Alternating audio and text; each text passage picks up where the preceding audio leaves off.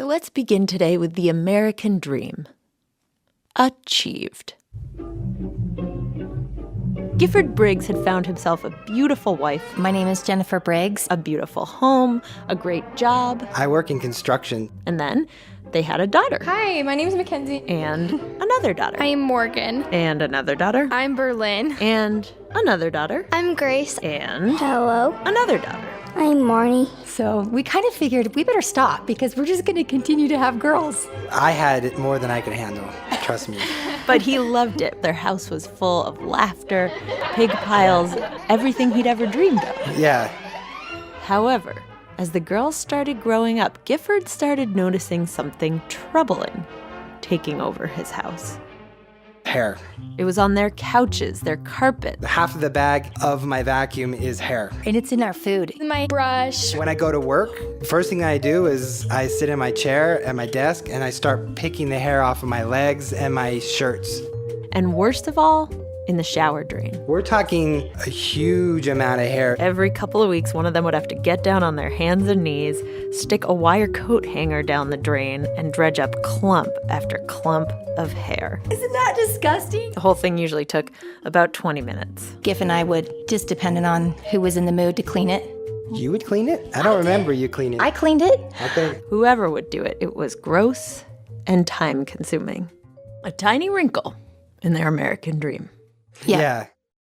But then, one day... We were both in the shower, and I looked down, and I was like, oh my goodness, there's something moving in the drain. And my husband gets on his hands and knees, and he's like, what the heck is that?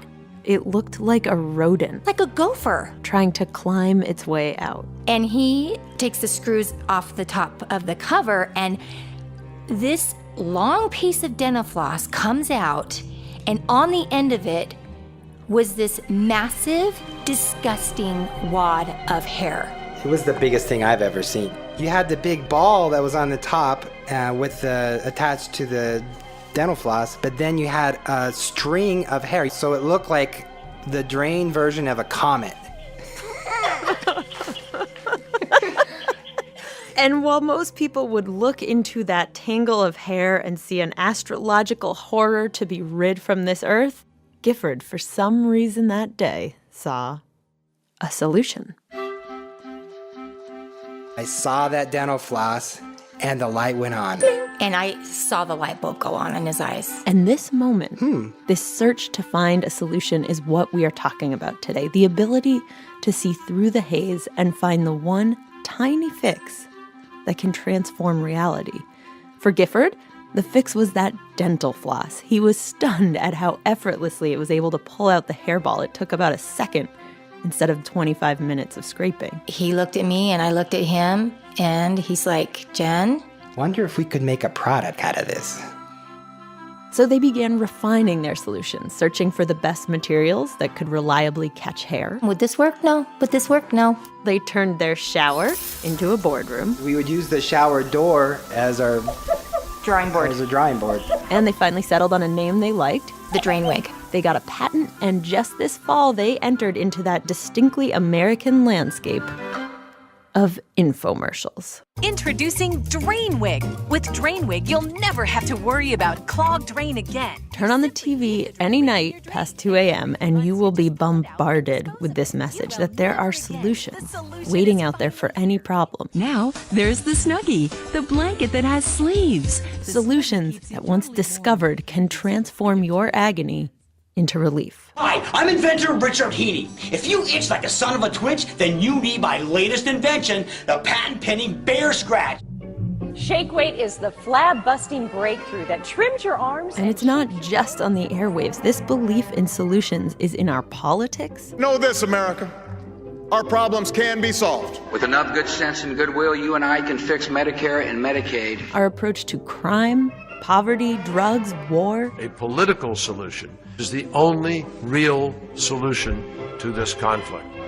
But it is, of course, just that, a belief, a mindset that there are always solutions waiting out there. Like, do you think it's that impulse to solve the problem is ever a bad thing or something you should ignore? No. No, I don't think so. I think it drives the world. It drives us forward. It drives the economy. This is no unsolvable problem if we face it wisely and courageously. Think of the things that were unfixable up until now. The problem of flight, the cure for polio. There's a foot going down. There he is. There's a foot coming down the steps. And I think that's the American way. Armstrong is on the move. Neil Armstrong, 38-year-old American. Do you think that there are some problems that can't be solved? No. I think there's a solution for every problem. This is Invisibilia. I'm Elise Spiegel. And I'm Lulu Miller. What we do on our show is look at the invisible forces that shape human behavior. And today, we are looking at the belief that every problem can be solved. It's all about your willingness to do what it takes to solve the problem. And how that attitude, that belief alone, can have really surprising effects on a problem that many of us privately face.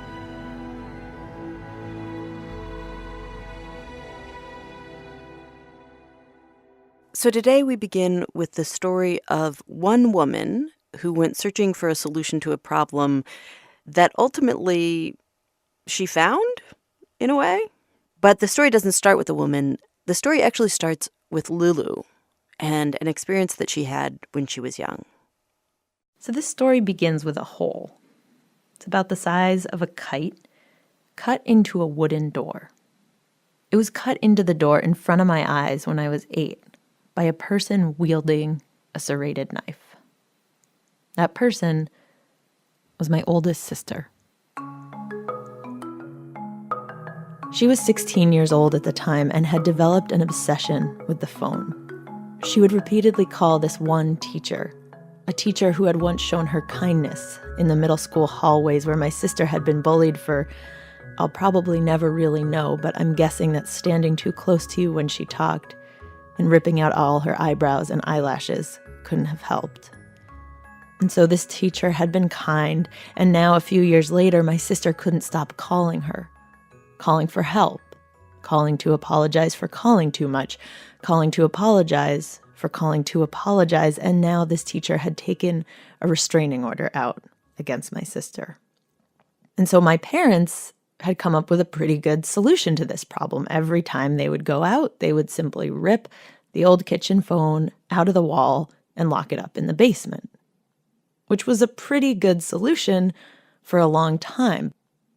But that night, my sister got an idea. I remember her eyes suddenly lighting with a happy thought. She disappeared into the kitchen and returned with the knife and just cut through the door like it was a saw. She wanted in. She got in, and the cops came, and my dad yelled at my sister, and my mom yelled at my dad, and my middle sister, Alexa, came home and comforted me in the furthest corner of the house, and my oldest sister wailed and went for the last couple eyelashes she had. This pain in my oldest sister is something I have always wanted to stop. When she is free of its grips, she's charming, hilarious, but over the years it only got worse, until eventually my family came up with another solution. When she was in her early 20s, we drove her up to a nice-sounding institution on a farm, where she could tap maple trees and help out in a garden and hopefully, finally, be cured of this pain.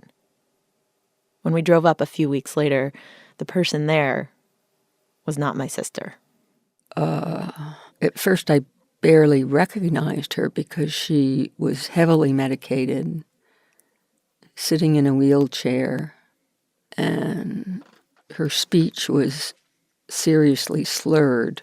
This is a woman named Ellen Baxter, and she's actually not talking about my sister, but about her own mother, seeing her in a similar situation, over-medicated in a mental institution. I hadn't expected to see her that far gone. We're going to leave the story of my sister for a while, though we will come back to her at the very end. But now we're going to stick with Ellen, who, like me, grew up with a family member afflicted by a mental illness, and in her mom's case, it also sometimes involved substance abuse. The combination of which, as Ellen remembers it, could sometimes drive her to do things which were destructive. She would become a mean person, threatening my father and saying that my sister and I had been seriously hurt, and then she would laugh at him. Wow. It just made her do things that were very cruel. And like many people living alongside this kind of pain, Ellen ran from it. I had the chance to escape and go to college. Bowdoin College, thousands of miles away from her home. And this might sound sort of heartless, but I didn't ever go back home again. But, this is not a story about sad and intractable problems. No, this is a solution story. Invisibilia will be back in a minute. This is Invisibilia. I'm Elise Spiegel. And I'm Lulu Miller. We're in the middle of a story about mental illness that is now going to magically become a story about solutions. Right. So Ellen Baxter gets to college in the early 1970s, and once she's there, decides she is going to find a more humane way to treat mental illness. Exactly. So she became a psych major, and then one day, in one of the most dedicated acts of research ever, she grabbed a suitcase, put on her best depressed face, and faked her way on to a mental ward. Yes. She'd convinced her favorite psych professor to help her out, and he got the town psychiatrist to give Ellen a fake diagnosis. And they received me at the admissions office and took me to the ward. Ellen would go on to spend 7 days at the Augusta State Hospital. She says no one there knew she was a fake. And she spent her time just watching to see if there were any useful therapies being practiced. But I didn't see any therapeutic activity taking place with any other people on the ward at that time. What would people do all day? Television. You mean I missed the Polish girl? So people would hang out, really looking out the windows, waiting for the bells to ring. Time for the medicine line. Time for morning snack. One can almost see the humanity of people evaporating. Ellen was horrified. I thought it was cruel. So once she got out, she started looking through history books and journal articles. I was searching for some place where dependent and disabled people were not thrown away. And then one day, in the library, she stumbled across a reference to a little town in Belgium called Geel. It's spelled G-E-E-L. Can you just read that one paragraph? Sure. At the village of Geel in Belgium, it was well known that the insane have been placed under the management of the villagers.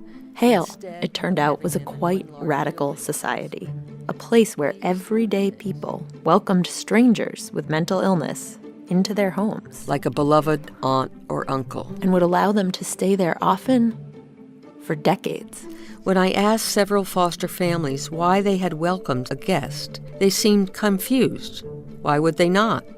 Their parents and grandparents had all done the same. As Ellen kept reading, she learned that the tradition had begun hundreds of years ago because of a saint. Saint Dymphna, the patron saint of the mentally ill, who had supposedly been martyred in Geel. And in the 1300s, a church was built around her supposed remains, and in time that church became a pilgrimage site for people seeking a cure for mental ailments. And townspeople would permit those pilgrims to stay with them. And the tradition just stuck, till by the 1930s, a quarter of the town was mentally ill. The atmosphere in the town is conditioned by many years of exposure to mental patients. I have seen coffee served in a cafe with as much deference to actively hallucinating psychotics as to anyone else. And it was this deference, this kindness that in the 19th century earned it the nickname Paradise for the Insane. Ellen was amazed. Yes. Perhaps Geel was the solution she'd been looking for. Right. So she gets herself a grant to spend a year there. Watson Fellowship. And just a couple months after graduating college, she finds herself on a train, hurtling through the Belgian countryside toward this magical-sounding town. There were plots of land on the train that you pass, farm after farm. Do you want to describe what we're seeing so far? Pretty white horse on a field of buttercups. So we went to Hale. Producer Megan Ekman and I went together to follow in Ellen's footsteps. A little pond with some little ducks. And once we got just about 2 miles outside of town, like Ellen, we saw it. I see it. This huge spire of a medieval church, almost beckoning. It's quite dramatic. We're getting there. And when we arrived, we found a modern town. It's 35,000 people these days, cafes, buses, everything seemed totally normal, except when we began walking around and looking at people, I did immediately see some people who were talking to themselves. We couldn't help but wonder. Are they, aren't they? Are they, aren't they? A guy just rode by and spat off his bike. Is he mentally ill? Oh, or the lady talking to herself. That's me. Is she? There was a market, and there I was certain that I saw people whose behavior gave their mental illness away. They were not making any sense, walking from side to side instead of going in usual direction. And were people fazed? Not at all. Not at all, because severe mental illness was totally normal in Hale. There's clearly something different here. So Ellen got herself a bicycle and began riding around the town, trying to figure out how it all worked. Yes. First stop, the doctors. There's this big medical facility right in the center of town called the OPZ, where patients come when they first arrive in Hale. They're prescribed meds and paired with a therapist, and it is there that the doctors discuss and choose which family the patient will go and live with. Right. And of course, it was those families that Ellen was really curious about. So I began to ride my bicycle to go to people's homes. To ask them her main research question. Do you find it to be a burden living with someone with serious mental illness? So Megan and I went out to ask families the same thing. Oh, hello. Nice to meet you. Come in, please. We met with about a dozen families, but the one we spent the most time with was a family who lived in a gorgeous spot out in the countryside.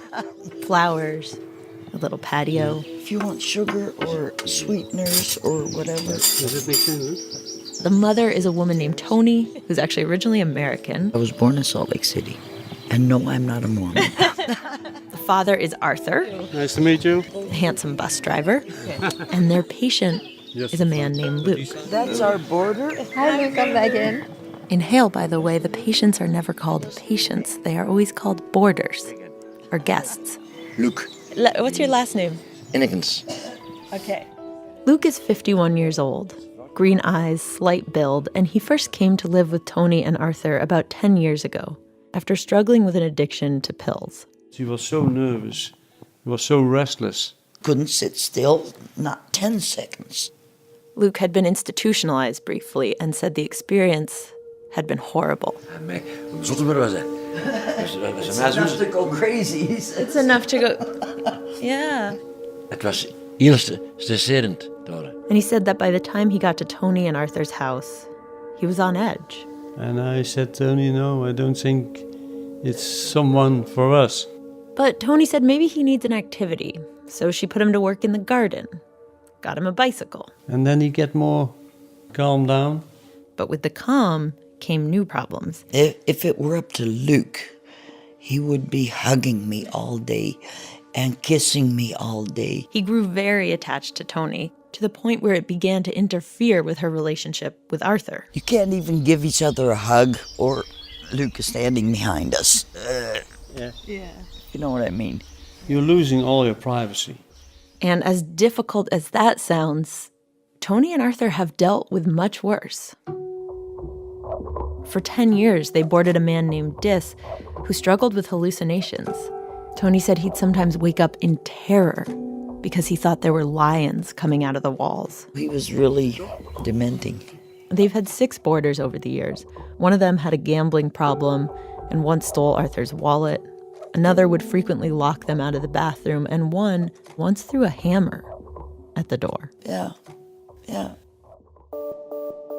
As Ellen went from door to door, she saw all kinds of things like this. Families who had invited people into their homes who were really difficult, aggressive, or incoherent. Constant talking and rattling and movements and up and down and in the chair and out of the room and in the room. And I said, that would drive me out of my mind. And so in a private moment, she would finally ask the host parents her question. Do you find it to be a burden? Is it tiring? Is it painful? No. No. No. No, not at all. It's just normal life, yeah? Yeah, I don't see it as being painful, yeah? This was exactly what Ellen heard. I saw that over and over again with the families that I would visit. Ellen was mystified. While there was the occasional family who struggled with it or couldn't keep a boarder, for the rest of them, she wondered, had she stumbled on a race of angels? It's normal. It was normal for us. It's no problems. It's true, the families do get small stipends for taking in the boarders, but it didn't seem like enough to offset the struggle. That would drive me out of my mind. None of it made any sense to her until she met the Buttons guy. Yes. The Buttons guy was a middle-aged man, a boarder, who every single day would twist all the buttons off his shirt, sort of nervously twirl them off every single day. And so his host mom? She has to sew these buttons on every night. And Ellen remembers thinking, this is just a waste of this poor woman's time. I just was really perplexed by that chore that she had to sew all these buttons on every day. So I suggested that she use fishing line, so it wouldn't twirl off. Yeah. And she was almost offended. She says, no, you don't understand. That's the worst thing you could do. This is Gaston Van Dyke, a good friend of Ellen's that year in Hale, who still remembers the case of the Buttons guy because Ellen had been so transformed by it. Ellen was very impressed by that woman. Because the host mother had told her, no, I will never use fishing line because this man needs to twist the buttons off.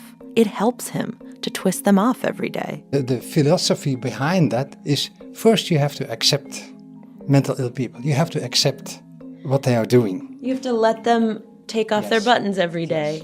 This was Ellen's breakthrough. Accept these odd behaviors. Don't try to make them go away. Some things you can't fix, but you can work around them, or you can not let it bother you. The psychiatric profession is really stuck on recovery. Which makes sense when it comes to a lot of illnesses. But it's not so applicable to people whose disabilities are more chronic in character. And that, I think, is where Hale distinguishes itself. In the families where it works, they aren't really trying to fix the problem. Sometimes people just that's who they are. They twist off their buttons. They hallucinate lions. They pull out the lashes on their eyelids. Which, given Ellen's background, was revolutionary. Letting people be was the antithesis of the medical model she had studied in college, a model built on the hope of fixing the problem. And after the Buttons guy, Ellen began to notice acceptance was everywhere in Hale. There were so many small things that people accommodated the behaviors that could appear very bothersome. Things that they had learned over time by living with them for many, many years that were calming to the boarders. If he got mad, he would throw things and do things. For instance, Tony told us that when one of her boarders got violent, her husband Arthur would simply take him by the neck and have him go stand in the yard. Calm down. As soon as you've calmed down, you can come back inside. Or when their boarder Dis hallucinated those bloodthirsty lions, Tony would just chase them away. And that would work every time. It's like no one will do things like that. Professionals, you mean? Yeah, I guess it would definitely be unprofessional. Ellen was realizing something about the rules of the psychological profession. It's almost like their professional experience and language clouds them from seeing who people are. They don't even see them when they're being jerks. They say, oh, well, it's their mental illness. Well, no, sometimes it's because they're being really nasty. But then the person doesn't become accountable for what the behavior actually is. If it were up to Luke, he would be hugging me all day and kissing me all day.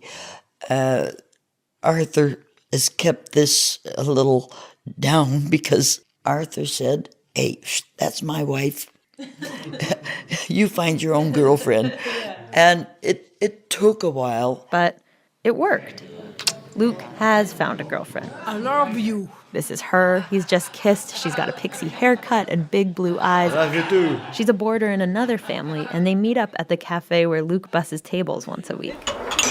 And it's now a bond on top of his great bond with Tony, which only makes him happier. Just for scene detail, they are both beaming, I think it's accurate to say. Big smiles.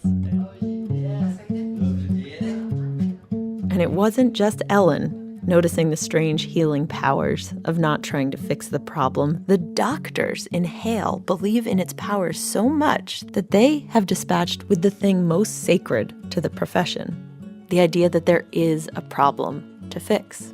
When a patient comes to stay with a family in Hale, they are told nothing about the diagnosis. Nothing? No, of course, no diagnosis. Nothing about the past. This is Wilfred Bogarts, one of the lead psychologists who oversees the family foster care system in Hale. And what's the theory behind that? Why not tell someone the diagnosis? Why not tell the family? Why tell them? So that they could... He said it's a huge debate. Do labels hurt or do labels help? But he thinks that from the family's perspective, labels are limiting. Because people have their idea. Schizophrenia, you should do this and this and this and this. And that's what we do not want them to do. We just want them to share family life with them, share life, and do not treat them. When you do away with the label, says Chief Nurse Bert Ledoic, amazing things can happen. It's like some of our people can get a new start by living in a new family, in a new context. It's amazing. Toward the end of our second day out in the countryside with Luke and Tony and Arthur, Luke takes me down to the gate at the bottom of their driveway. He's pulled out 2 bicycles, one for me and one for him. And then he unlocks the gate. Laten we gaan. Laten we gaan means let's go in Flemish. So I follow him out the gate, onto the road. Laat je gaan. Hela, laat je gaan. We turn right at the end of the road and then pedal alongside a busier road for a few miles. Then he takes me back onto quieter streets to his favorite church, a medieval abbey with a reflecting pool, and past his favorite ice cream place. Hours go by, and he keeps leading me on, his green eyes bright.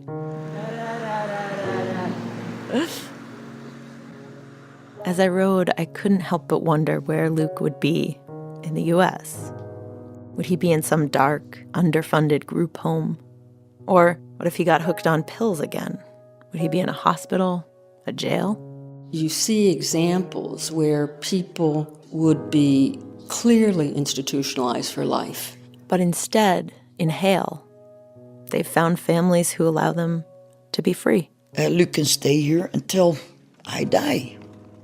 Indeed, Ellen found that the average length of stay with a family in Hale is 28.5 years. And a third of the boarders stay with the same family for over 45 years. If we drink coffee or whatever. What does that mean? It's good for his figure. Which led Ellen at long last to her conclusion, which is that while she certainly thinks the medical side is crucial to the success in Hale, when it comes to the day in and day out care, the families are often more capable than professionals. that their hands have a healing touch, in part because they aren't bound by the rules and they aren't blinded by diagnosis, but most important because they have let go of the mission to cure.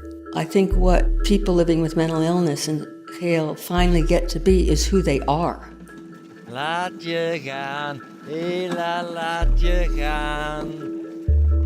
Ellen figured she had found the solution. The solution to healing a person you love with mental illness was, oddly enough, to not seek a solution. Exactly. And so all she had to do now was bring the solution of no solutions back to the homeland of solutions. When Invisibilia returns, we're going to America. This is Invisibilia. I'm Elise Spiegel. And I'm Lulu Miller. We are in the middle of a story about Ellen Baxter, who has just returned to America and is ready to revolutionize mental health care with her no solution solution. And Lulu, what happened? Well, you just get sucker punched by reality. Yes. This is Ellen Baxter again, who applied to a bunch of grad schools with this plan of trying to bring a family foster care model back to the U.S. And she got rejected by every single school. That's right. Their reason? It's a nice idea. I don't know how viable it would be. This is Harvard psychologist Jill Hooley, who, like the schools that rejected Ellen, thinks it would be very hard to replicate HALE in the U.S. Why? I think it would be quite difficult to find willing families. Very, very difficult, given the attitudes that have developed around mental illness. And this is Andrew Scull, a sociologist at UCSD who wrote a book called Madness in Civilization, who agrees with her. Sadly. But Scull thinks the problem runs deeper than not being able to find families. He thinks the whole notion of healing someone by not trying to cure them is at odds with the American mindset. Americans are always attracted to things that will cure a problem. When LBJ launched his war on poverty, he was going to get rid of it. When Nixon launched the war on cancer, we were going to cure cancer. When we can't do those things, we become much less disposed to spend money. In fact, Ellen found out she was just one in a long line of people who have tried to start HALE in America and failed. And so that's one of the sad realities about the situation. The message to Ellen was clear. The profession has considered it, it has tried it, but it will not work in America. So now, in this building here, how many people here have a severe mental illness? So there are 70 apartments here. I think it's about 30% are seriously mentally ill. It's actually 40%. We are standing in front of one of 7 buildings that Ellen has raised money to create in Harlem and Washington Heights over the last 30 years, where a large portion of the tenants have severe mental illness, and they live alongside people who are mentally healthy. Hey, how are you? I didn't know you were a soccer player. And although they are not living in families, they live right next door. So this is your place? Oh, nice. And many of the results you see in HALE, a sense of belonging, a sense of community, a person's symptoms getting better, are happening in these buildings, which, by the way, are called Broadway housing communities. Hi, great to meet you. Yeah, nice to meet you. For instance, this is Orlando, who's been living in one of Ellen's buildings for 23 years. What's your story? How did you find your way here? I got lucky, really. You know, I'm bipolar manic depressor, you know, with suicidal tendencies and stuff, and used to dip and dab. You know, we used to medicate ourselves, you know, to keep the pain down, you know. And then Miss Baxter said to me one day, if you go to a rehab, you know, I'll have a home for you when you come out. So I went, did the rehab, and when I came out, they moved me right in here. To a studio apartment on the 3rd floor. I get claustrophobic, like I hate to be closed in, you know, I feel claustrophobic. I sleep with my door open and the chain on, and that's what's good about here, that I can do that here. You know, in other buildings you can't do that because, you know, somebody will come in and break the chain and break down the door, and you can get, you know, killed. Right now I have an old man over here that reminds me of my grandfather, and I call him Dad. You know, I adopt people as I go along, you know, and that's the cool thing about it, you know. What's up, buddy? He introduces me to his buddy Wong, his next-door neighbor Pat, his friend Yvonne. Hi, Hey, it's lovely to meet you. And you too. She'll smoke a cigarette and we'll talk, you know. Yeah. She'll tell me straight up, look, you're screwing up. I don't want to hear it. You know, you got to chill out a little bit, you know. It's like social work without the credentials. So how did Ellen find willing strangers to live alongside people with mental illness? A thing scholars everywhere said Americans would never do? Well, when she talks to prospective tenants, We probably wouldn't necessarily use the word mental illness. she would instead focus on the beautiful facilities and the low, often subsidized rents, and leave the part about your neighbors having severe mental illness for the website and the apartment documents. To avoid triggering that bigotry and that hatred.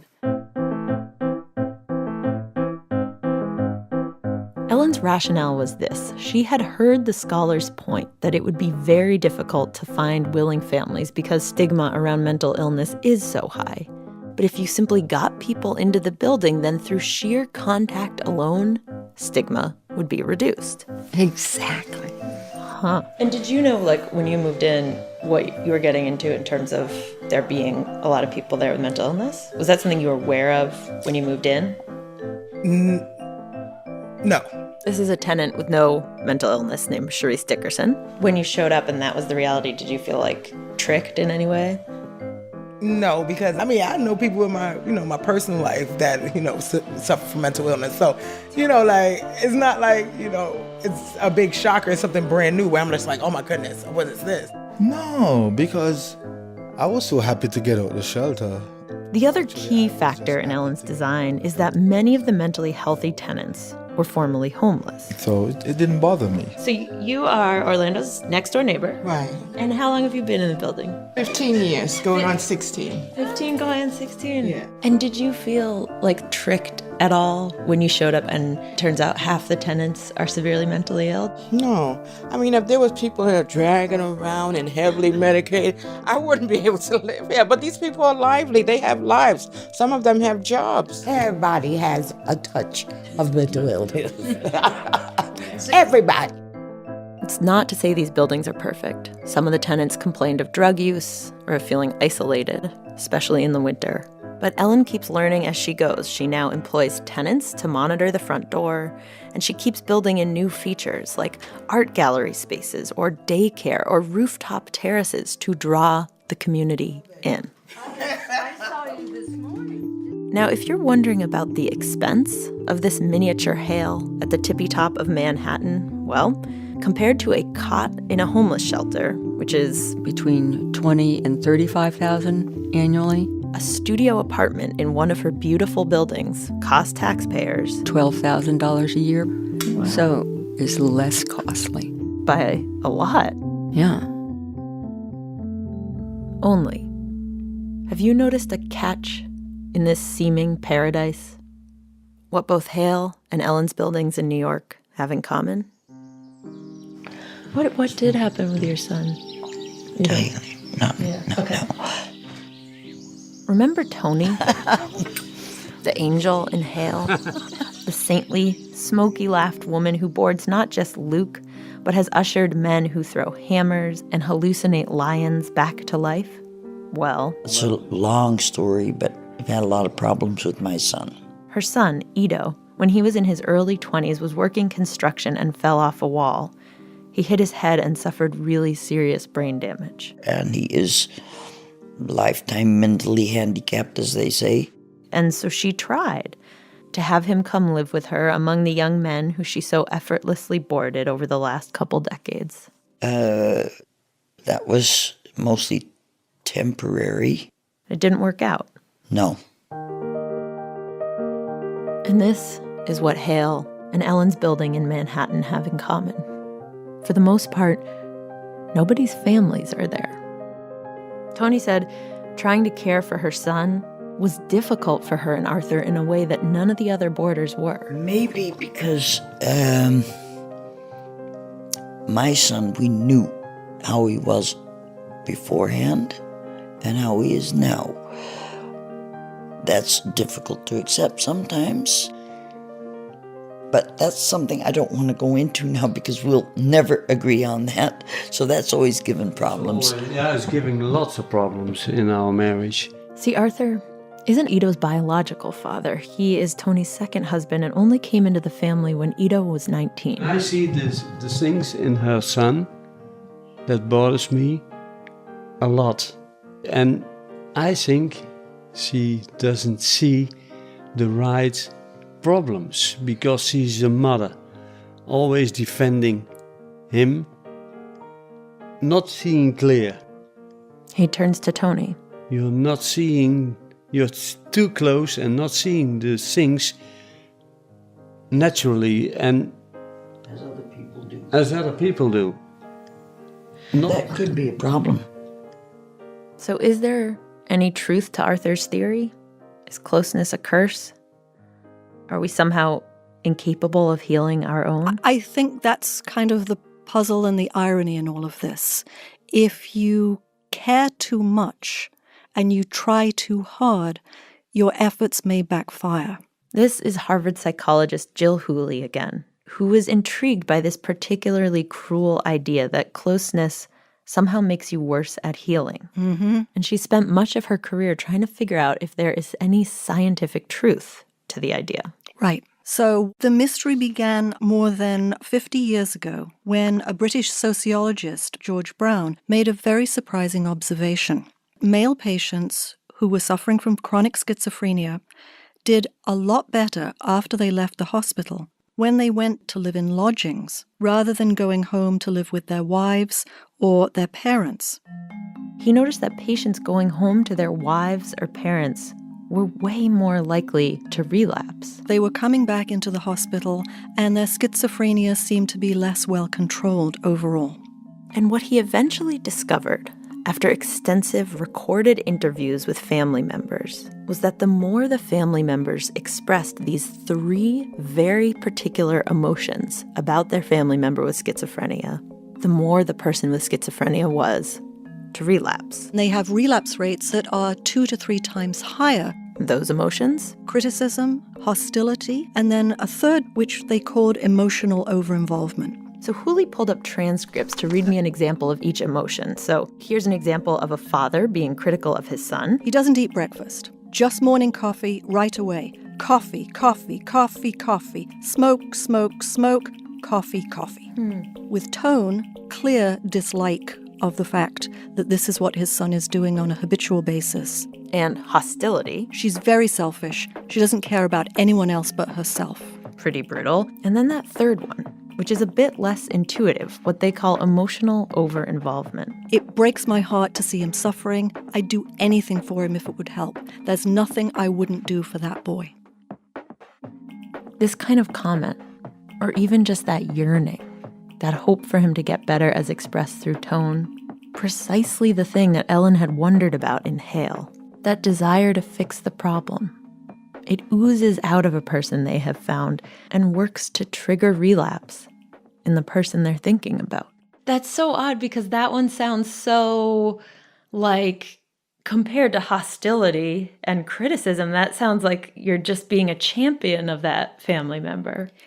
It's very different, and it's not negative in the same way at all. The reason that we believe it is associated with relapse is because, from the part of the patient, they're just feeling too monitored. They're feeling too cosseted, they can't breathe, they feel stifled. Whatever the reason, they have seen this again and again in mood disorders, eating disorders, anxiety disorders. It's almost like this law of the land. Post-traumatic and stress in fact, disorder. This effect is often called the law of expressed emotion.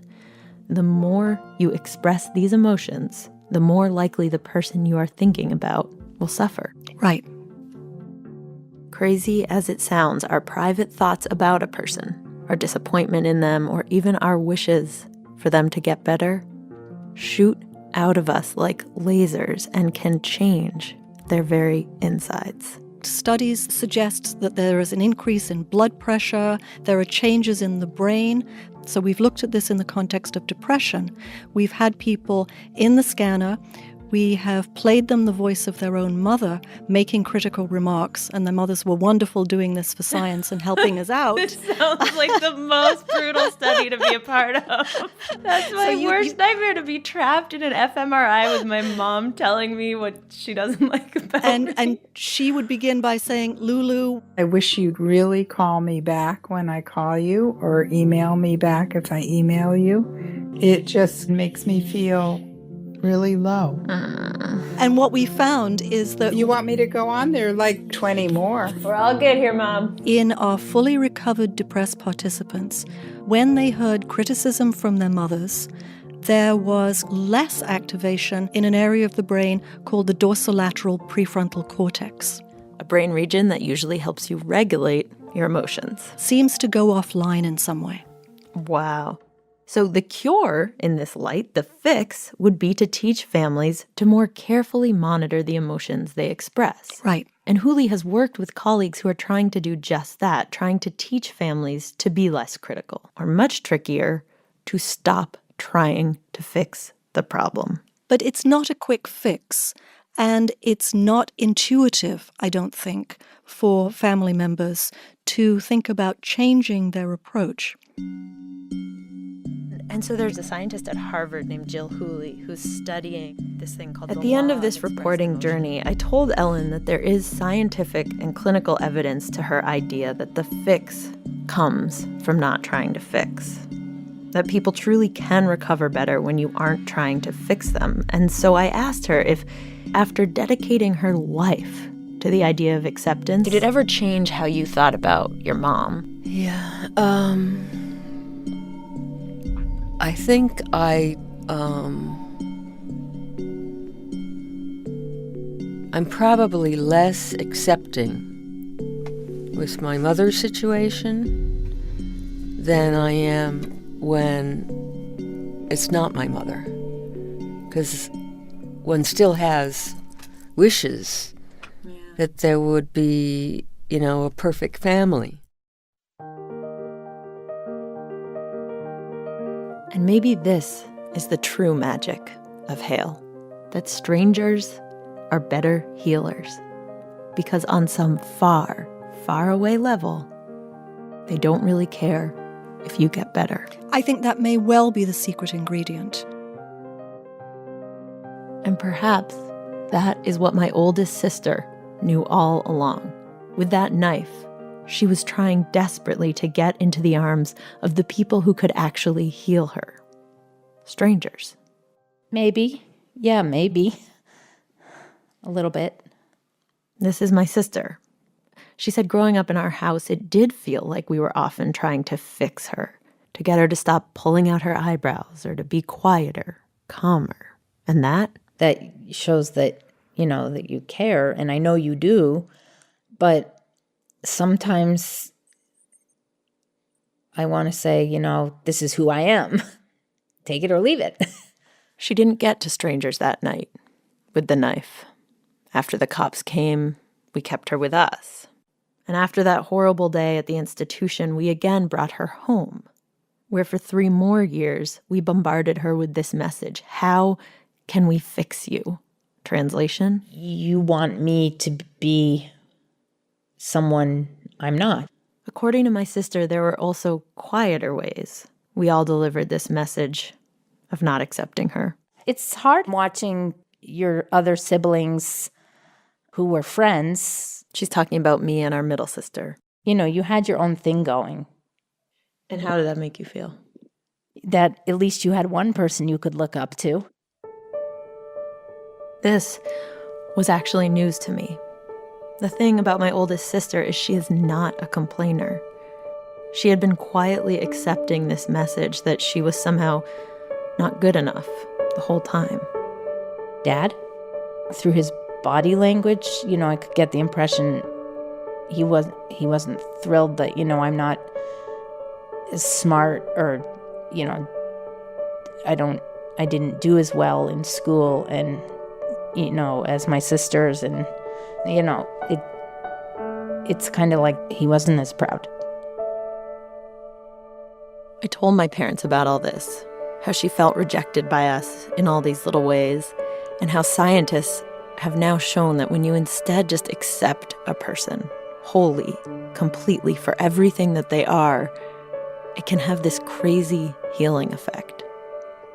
And when I said that, my dad got a funny look on his face, suddenly remembering this time. It was a time from when my sister was really little. She was 2 or 3, and she was having a huge freak out at 3 in the morning, just screaming and yelling in her bed. And I went in there, and I got angry at her, and I sat on her bed, and I was trying to calm her down, and I was sort of holding her shoulders, and I got angry at her. I said, "Stop it." And I remember in her tears, as I was getting angrier, in her tears, she kept saying, "I can't help it. I can't help it." And I didn't hear that.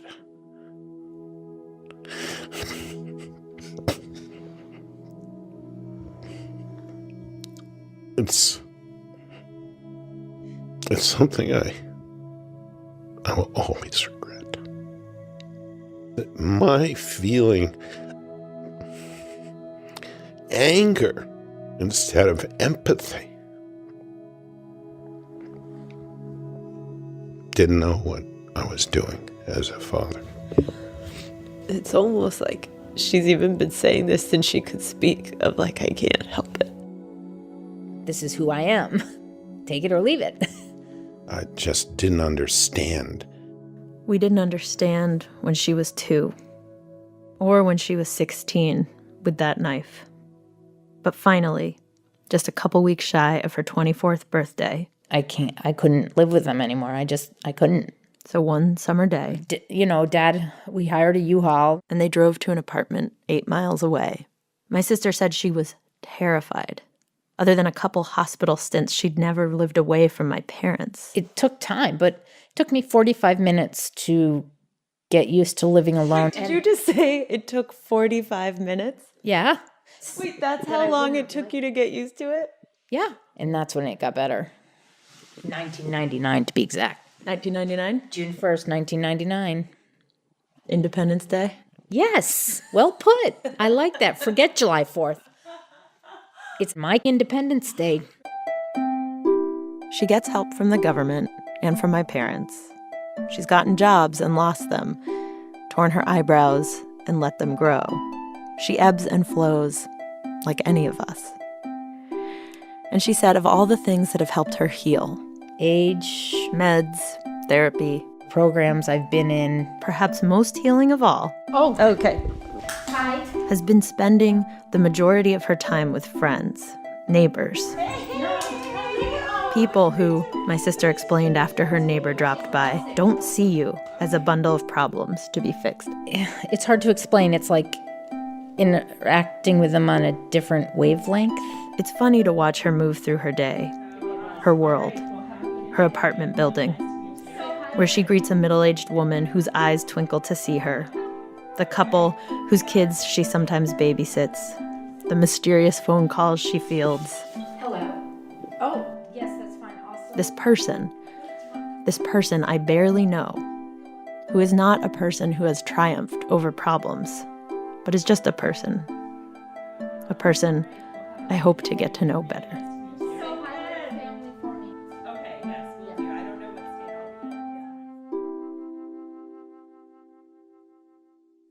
Well, Elise? Yeah? Dance party? Yeah.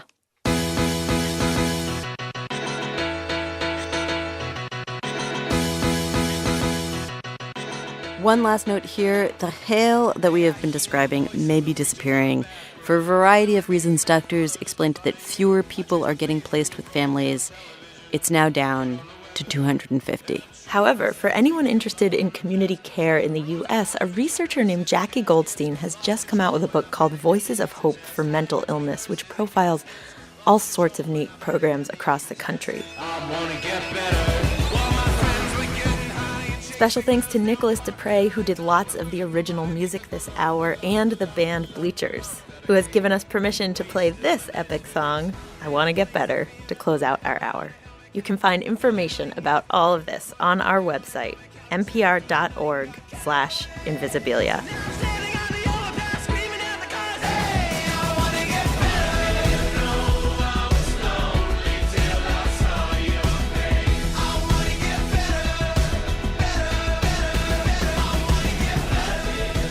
Invisibilia is co-hosted by me, Elise Spiegel. And me, Lulu Miller. With Hannah Rosen. Our senior editor is Anne Gudenkoff. Our executive producer is Jeff Rogers. Invisibilia is produced by Yowei Shaw and Abby Wendell. With help from Linda Niakundi, Mathilde Piard, Liana Simons, Mickey Capper, Brent Bachman, Megan Kane, Maria Paz Gutierrez, and today, Megan Ekman. Our vice president of programming is Anya Grenman. Special thanks this hour to Jackie Goldstein, Mooney Olia, Ken Duckworth, Eric DeSmet, Joe Shapiro, Neva Grant, Mark Memmott, Amy Weissmeyer, and finally, my sister.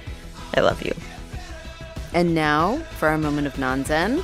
Invisibilia is a show about all of the invisible forces that shape human behavior, beliefs, emotions, what else? Assumptions.